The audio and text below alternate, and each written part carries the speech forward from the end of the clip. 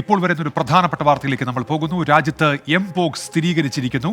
കഴിഞ്ഞ ദിവസം സംശയാസ്പദമായി ഐസൊലേറ്റ് ചെയ്തയാൾക്ക് രോഗം സ്ഥിരീകരിച്ചു എന്നാണ് ഇപ്പോൾ ആരോഗ്യ മന്ത്രാലയം വ്യക്തമാക്കിയിരിക്കുന്നത്. ബൽറാം നെടുങ്ങാടി ഡൽഹിയിൽ നിന്ന്. ബൽറാം, എന്തൊക്കെയാണ് വിവരങ്ങൾ?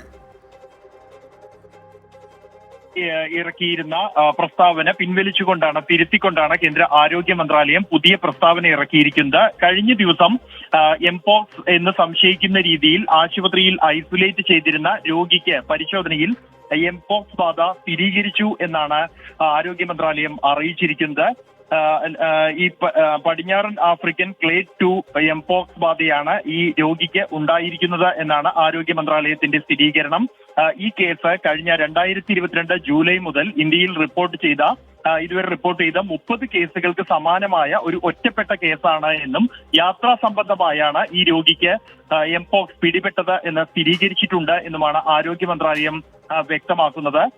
നിലവിൽ എംപോക്സ് ബാധയുള്ള റിപ്പോർട്ട് ചെയ്ത രാജ്യത്ത് നിന്നും ഇന്ത്യയിലേക്ക് എത്തിയ രോഗിയാണ് സംശയാസ്പദമായ രീതിയിൽ കണ്ടെത്തുകയും ഇയാളെ തുടർന്ന് ആശുപത്രിയിൽ ഐസൊലേഷനിൽ പ്രവേശിപ്പിക്കുകയും ചെയ്തത്. തുടർന്ന് നടത്തിയ പരിശോധനയിലാണ് രാജ്യത്ത് എംപോക്സ് ബാധ സ്ഥിരീകരിച്ചിരിക്കുന്നത്. എന്നാൽ നിലവിലിപ്പോൾ ആരോഗ്യ അടിയന്തരാവസ്ഥ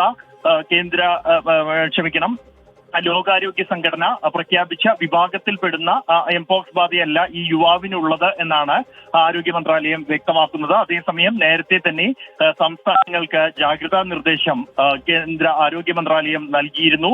ഈ എംപോക്സ് ബാധ കണ്ടെത്തുന്നതിനായി പരിശോധനകളും ഒപ്പം തന്നെ സമ്പർക്ക പരിശോധനയും നടത്തണമെന്നും രോഗം സ്ഥിരീകരിച്ചവർക്ക് ഐസൊലേഷൻ നിർബന്ധമാക്കണമെന്നതടക്കമുള്ള ജാഗ്രതാ നിർദ്ദേശങ്ങളാണ് കേന്ദ്ര ആരോഗ്യ മന്ത്രാലയം നൽകിയിരിക്കുന്നത്.